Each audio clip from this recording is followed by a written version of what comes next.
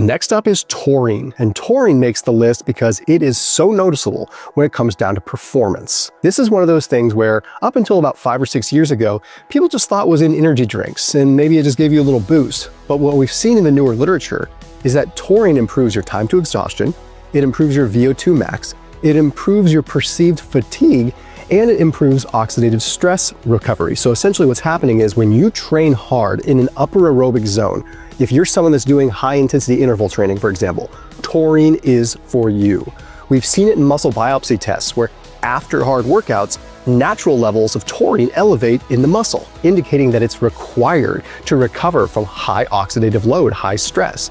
So when you take it supplementally, it helps buffer that a little bit. There was an ISSN study that took a look at 19 different studies that found across the board taurine improved performance with time to exhaustion, VO2 max, even strength, and a bit of body composition improvements as well. So this is something when I'm in a higher volume training load, I'll start taking 3 to 6 grams of taurine prior to those harder workouts. I don't take it all the time, I take it when I'm training harder. Serine, a simple, cheap amino acid, and definitely not something I take all the time, but serine helps form what's called phosphatidylserine.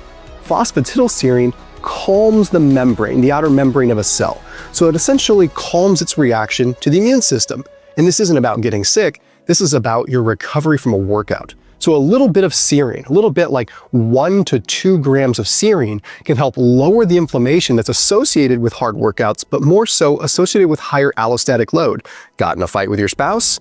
Someone kicked your dog? Someone backed into your Astrovan? Well, then you've got a little bit of serine on hand to reduce the load on the body. Now, it's also a donator of carbon for glutathione, which means that when it comes to natural binding and detoxification pathways, serine is required. It's required to donate these carbon groups that allow glutathione peroxidase to go through its actual cycle of its reduced form back to its normal form, to go through the cycle of binding toxins, phase 2 detoxification in the liver, and then rinse and repeat. Without serine, this cycle can't complete.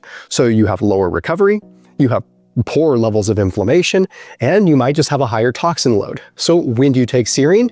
If your load is higher allostatic stress load, higher training volume, add it in. Next is the combination of collagen and whey. Collagen is great, whey is great, but in 2026, I'm combining them. And it's because we're seeing a lot more literature suggesting that when you are breaking down muscle tissue, you are also breaking down connective tissue. So what this simply means is that we don't just have muscle protein synthesis after a workout, we have connective tissue protein synthesis, and collagen helps support that. And we see this in the data.